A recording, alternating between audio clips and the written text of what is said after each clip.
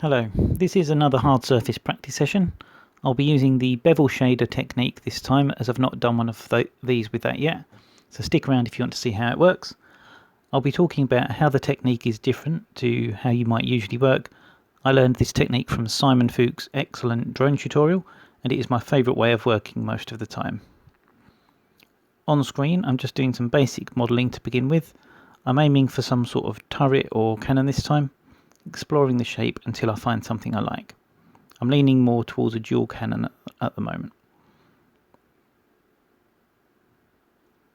Here I'm just using the mirror modifier. I tend not to leave this on and apply it quite often, just so I can work on the whole thing as one piece. It's not difficult to keep re-adding it or applying it as you need to.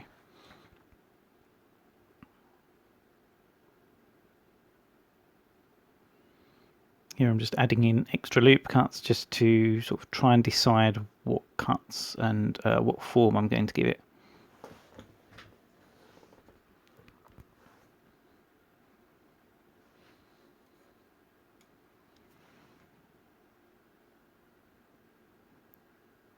This piece on the back, I want to extrude it in so that it gets that rim around the edge.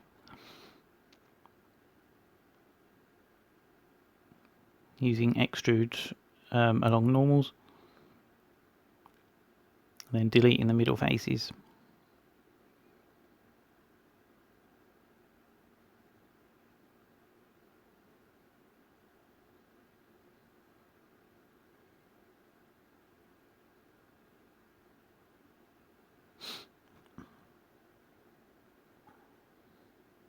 Here just straightening up some of the topology.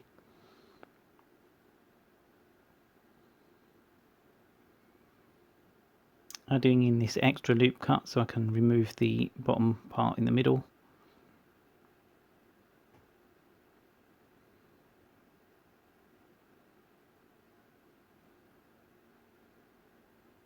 If you want to cap a open hole in the geometry, you can just double click to loop select, right click and press N, and it will fill that area with a face.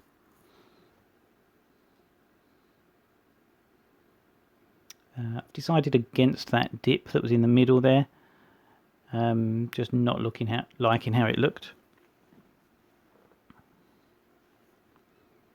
Having a look around the model, seeing what I want to add next.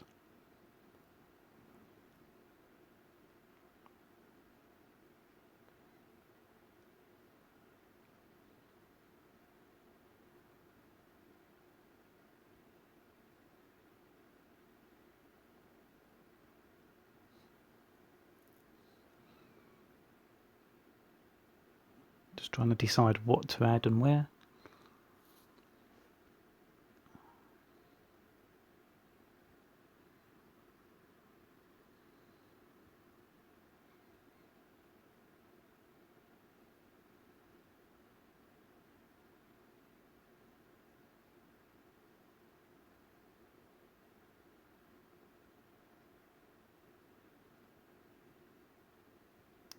Decided against doing the dual cannon design, and I think I'm going to just make it one big cannon in the middle. So I'm extruding this part out to give it a bit more structure, and moving these faces down.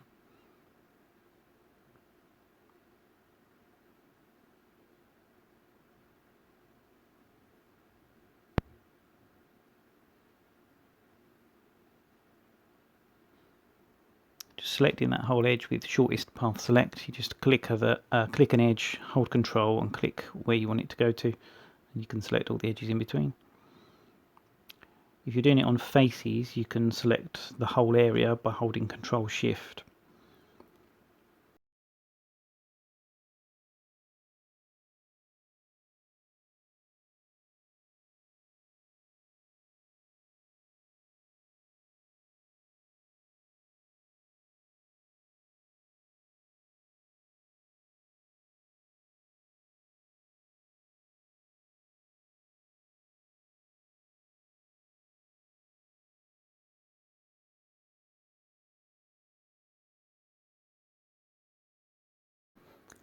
With the bevel shader, any geometry that is part of the same object will get a bevel. So to get a separation, we will be splitting the model where we want bevels to catch. So you'll see me insetting and extruding inwards, and then duplicating and separating to create the second object.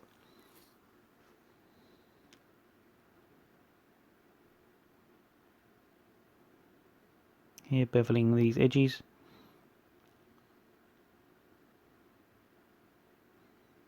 Just to give it some more visual detail.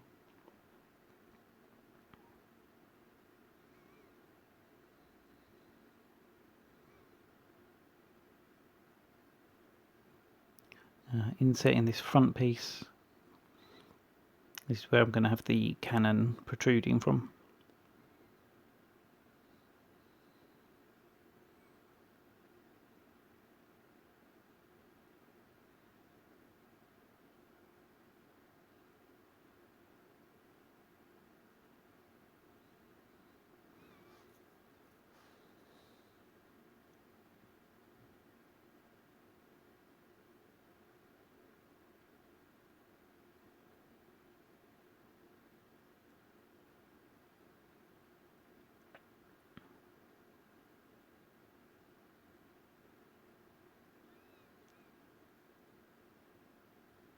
Add in some extra edge loops through the middle here, just so we can get a nicer rounding with the circle tool from Loop Tools. Just inset it, circle, and then just scale it down.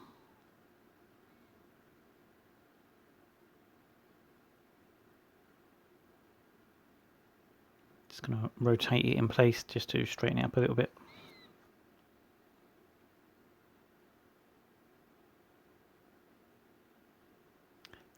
It's not exact, but as this is just a practice, so I'm not too worried about it at the moment. Inset for ring of faces, extrude inwards, and then we're going to duplicate and separate.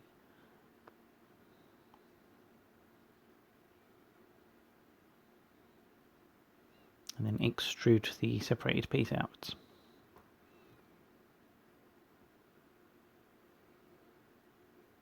With the bevel shader, that will catch a nice highlight around the bit where it's sunken into the other piece. Changing the topology on the end, just using grid fill.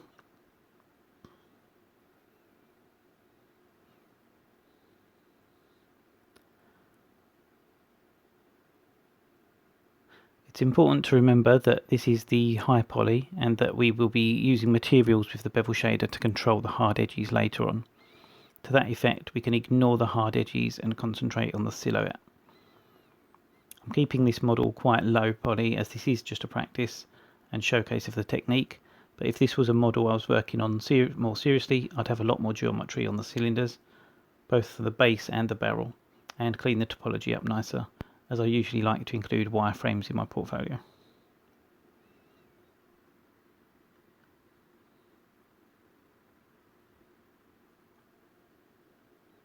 Just extruding this detail in, going to make some sort of sight for the gun. I want it kind of sunken into the body a little bit though, and then raised up if possible.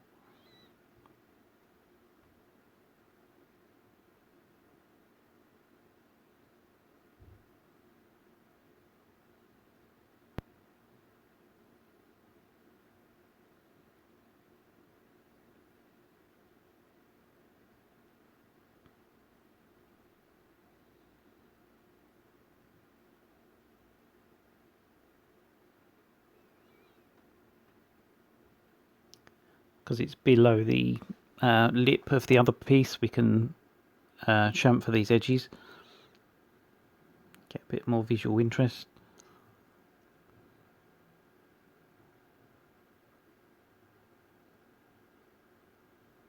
Just cleaning up the topology. It's not really necessary on this piece at the moment, but I'm just doing it out of habit.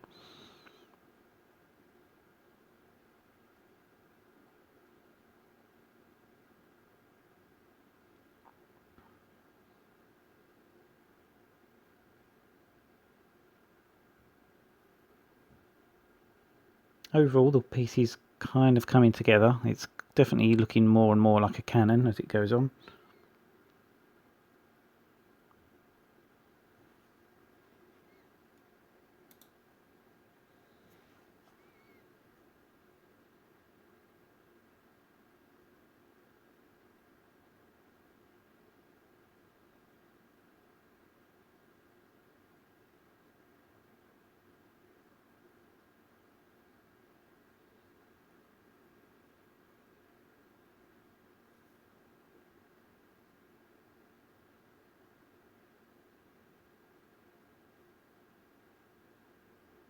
With this ring of faces, I'm just extruding, then cancelling it, and then scaling with Shift Y so that it doesn't scale on the Y axis.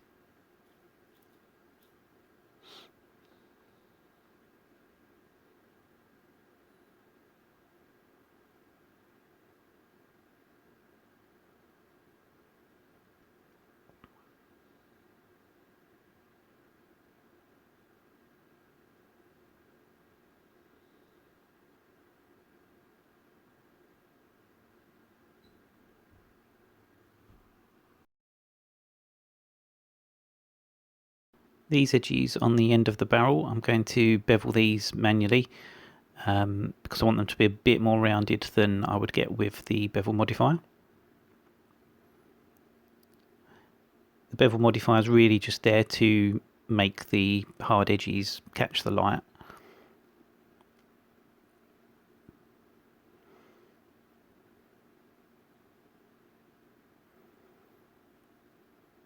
Okay, starting to look more like a cannon.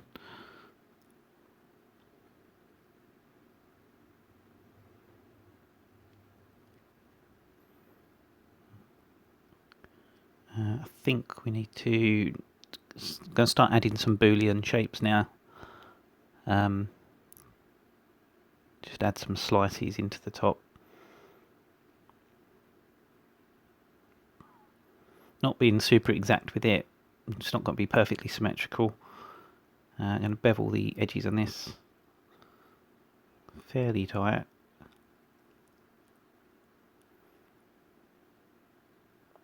Just bring it a bit more towards the centre.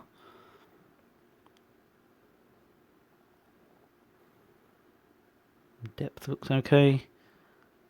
Remember to apply the scale.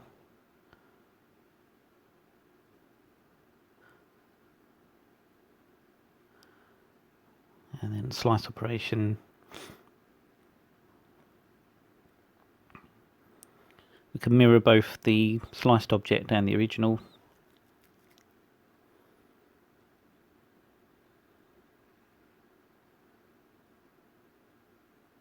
Just check it all. Yep, all works.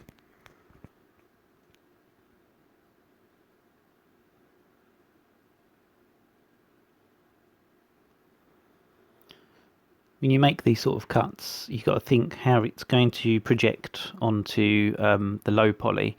Because these are flush with the surface of the top part, you don't really need to clean up the geometry on them, unless you're getting really bad shading issues or anything like that.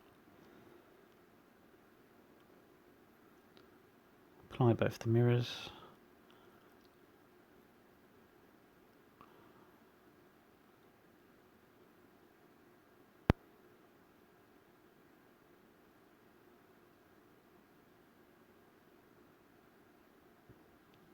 Next I want some sort of cuts on the side, going through the chamfered parts.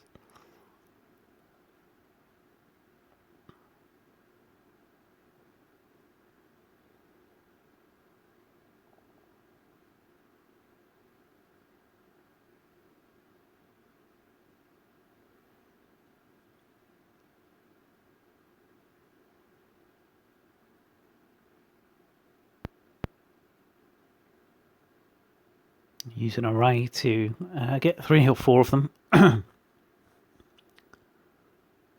just in top view, just going to move them into a more central position. Again, it doesn't have to be perfectly central.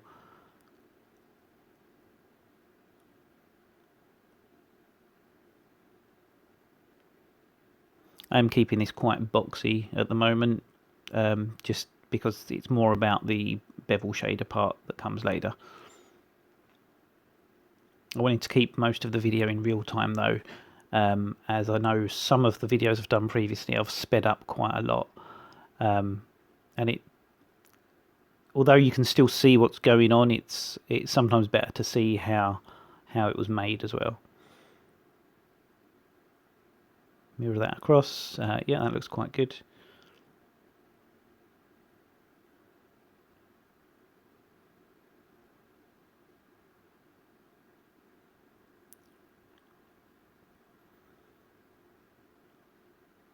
Skipping ahead a little bit here, I'm just going to boolean in a detail for this bottom piece. I've sped this up because there were a bit of trial and error with where the cut would go and the geometry around it, the topology around it.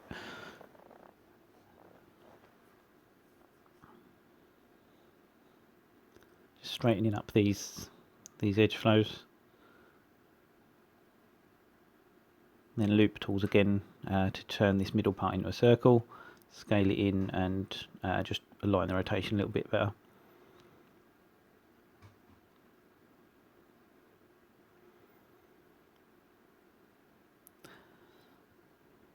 If I was making this as more of a serious piece, I'd be doing a lot more precise work on the cylinders. Doing quite a large bevel on this base piece. Again, you've got to think of the silhouette rather than the topology.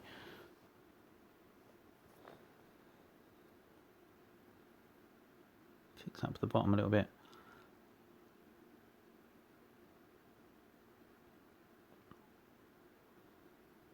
You can see how when you move that ring of faces, it just kind of breaks the auto smooth a little bit, so you get a harder edge on certain parts.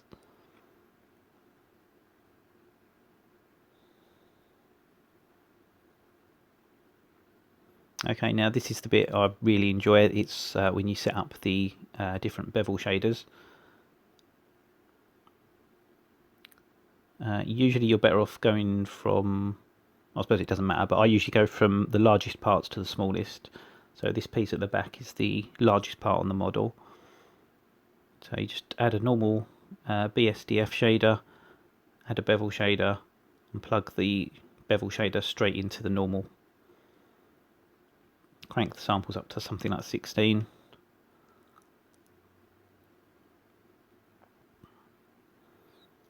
Switch to rendered mode, and you can already see the rounding on the corners on that piece. If I make it a bit darker, you'll be able to see it a bit better.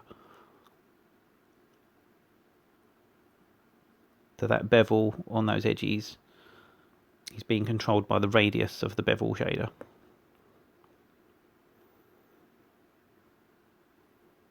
So what do we start on? 0.05. Try a bit lower. 0.02. A bit more. 0.03 maybe.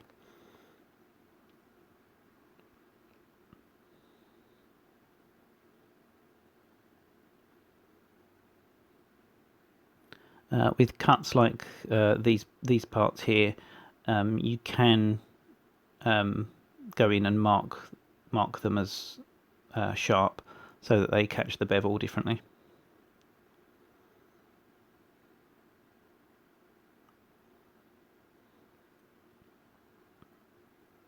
Otherwise they all kind of just blur together.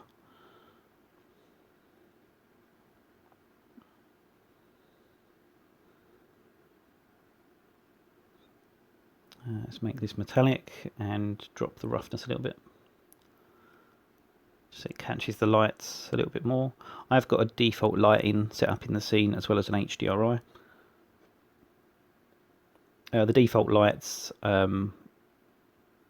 was from Curtis Holt's Blender startup file video. It's just a good general lighting setup for making most models look pretty good and showing them off quite well. I think there's about 4 or 5 lights in there. Oh, no, there's 4, it says it up there.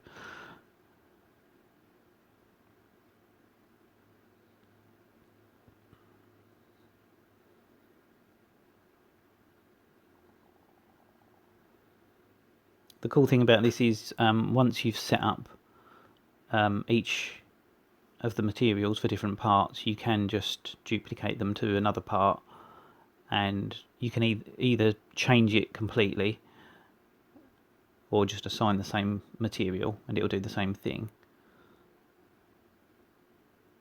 So for example here I've done the bevel large material. I'm going to change this one to medium and then reduce the radius size because the details are smaller on the barrel.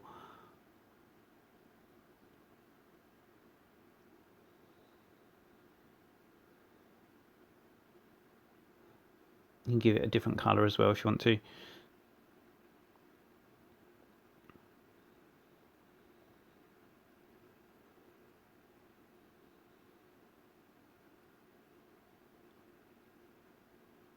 Make it sort of chrome looking effect. That looks quite good.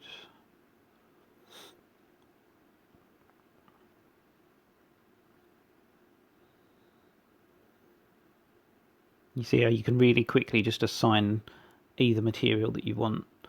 And change the one on this to bevel small, and again reduce the radius.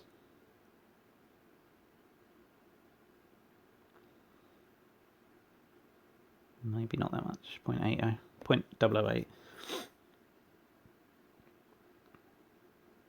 You can also use this setup to, we're doing this so that we're baking the normal map and ambient occlusion, but you can also use this to do a color ID map and use that as the mix shader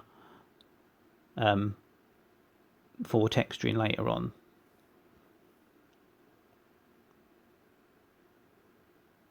So you can separate all these parts in one material and have full control over all of them. You can use procedurals on each individual part and then bake the whole thing down into PBR maps at the end. Just seeing if these look better raised up. No, I think I preferred them where they were.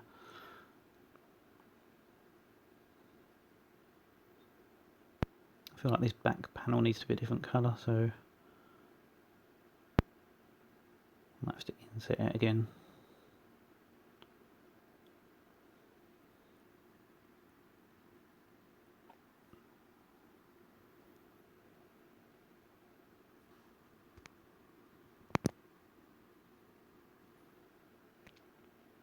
Again, it doesn't have to be super accurate. This is just a practice to show the how you use the bevel shader.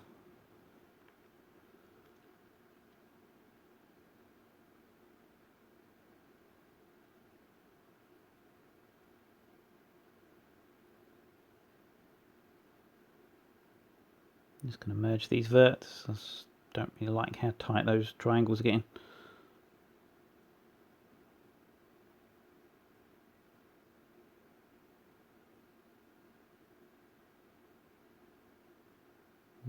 Do I need this loop?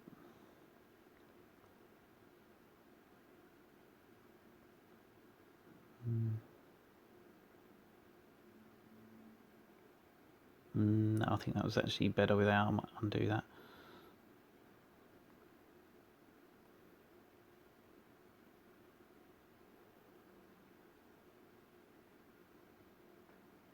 So I'll just extrude that part in a little bit, duplicate, separate by selection, select the new part, and then just extrude it out so we can give it a different colour.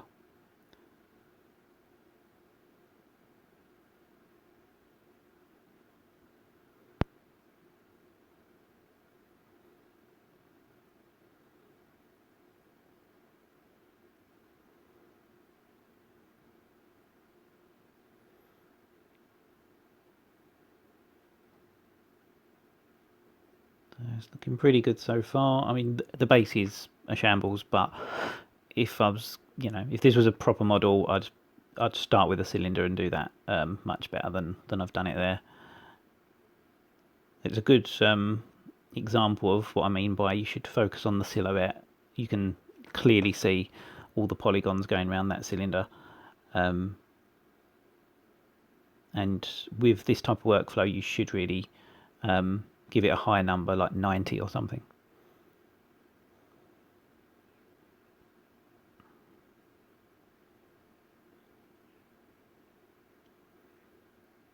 So I'm just going to make some more Boolean details into the top end of the barrel.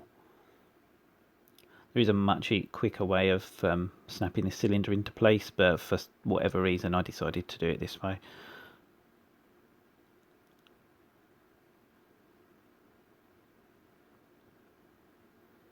Could have just snapped it to a vertex.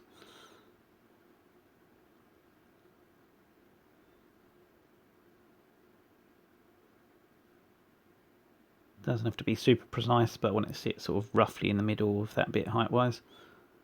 Move it back a little bit, and then I'm going to bevel this piece to round it out. Oh, if you get strange behaviour with your bevels, you usually need to apply the scale, because I scaled that cylinder before moving it into place. The scale is not at the correct factor, so when you bevel you get an uneven bevel. That's much better. Just want to round that out and give it that sort of torpedo shape a little bit.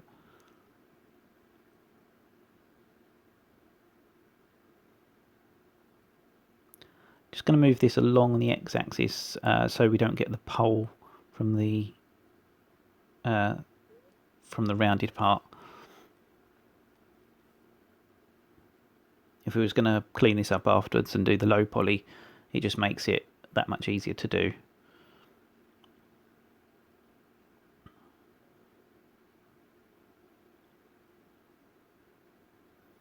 Okay, that looks pretty good. And we're just going to use a slice operation just with the ball tool.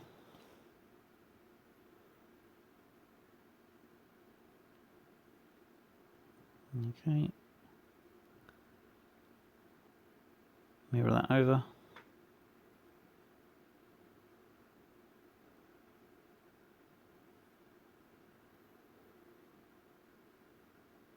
Switch into rendered mode. You can just see where that's catching the bevel already because it's inherited the material from the part it was cut from.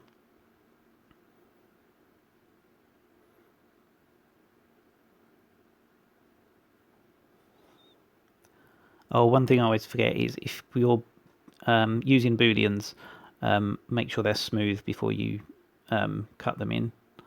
Otherwise you end up with a sort of faceted look.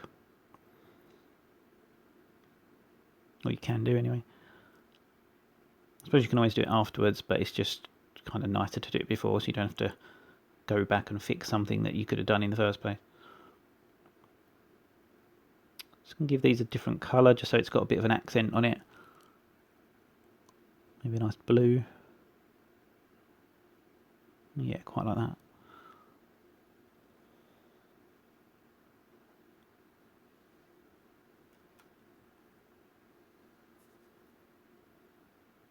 Okay, that's looking pretty good.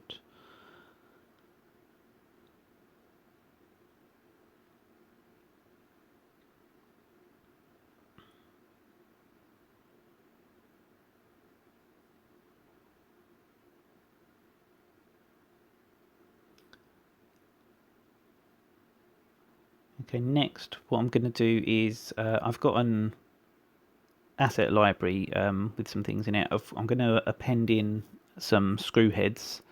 I've done this I did this in the Boolean video, but I just want to show you again here in real time how easy it is once you've got these objects made. So I'm just going to move this off to the side a little bit. I don't know if you can see it, it's very small, that down there.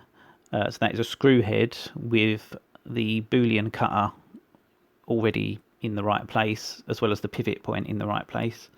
I'm going to scale these up a little bit because they're a little bit too small for this model, because I'm not particularly working to any specific scale with this model, it's just whatever it looks like. If this was for a game or something, I'd pay much more attention to the scale and the intended use. Like, is this a cannon that sits on a city wall defending the city, or is it like a small little portable sentry gun like you get in the Alien Fireteam game? So just put on face snap and align angle, and then you can just snap this to any surface If you turn that off again, and then you can line it up with a vertex height wise. You're always better off with the adjoining lines going in perpendicular, so that if you need to bevel it any further, you'll get less shading issues. Okay, so yeah, just remove the boolean from the sliced portion, and then just simply mirror that over. The screw heads do already have a bevel material on them. I'm not sure if it's the same name. I can't remember if it's the same name as one of the small ones that we already did, but it was sort of relative to the size of the object as a whole, because normally those screws are to scale. They're about 1 centimetre big or slightly smaller.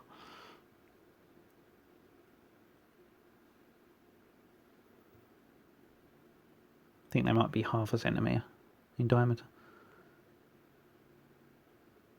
Just grab another one, Shift D to duplicate, face project and align rotation, and then just snap it on top of that that part on top there.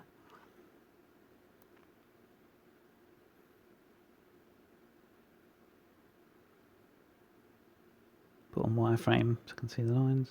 Just see them just snapping into place.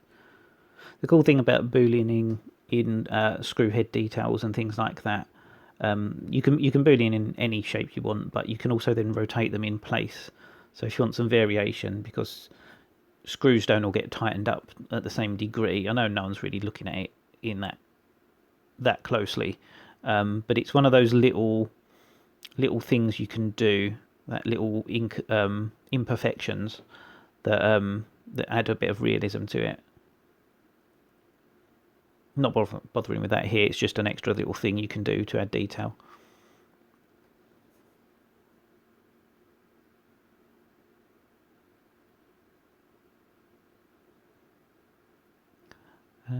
Adding this boolean to the base part, this doesn't really work. I don't know what I was going for, but this boolean just looks horrible. So yeah, I wouldn't do this. Maybe I should have beveled the cube first. It might have looked a bit better. Just apply the location so I can mirror it across the y-axis.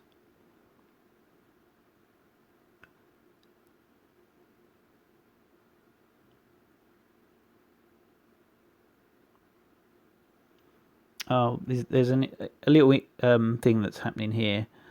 You can see it's deleting the whole thing.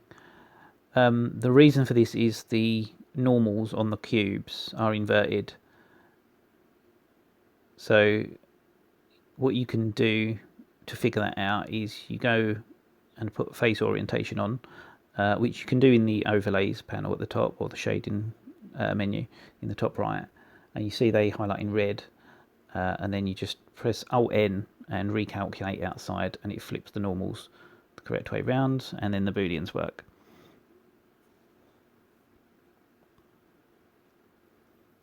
Okay, and that's pretty much it. Hope you enjoyed watching this. Hope you've got a bit better understanding of the Bevel Shader.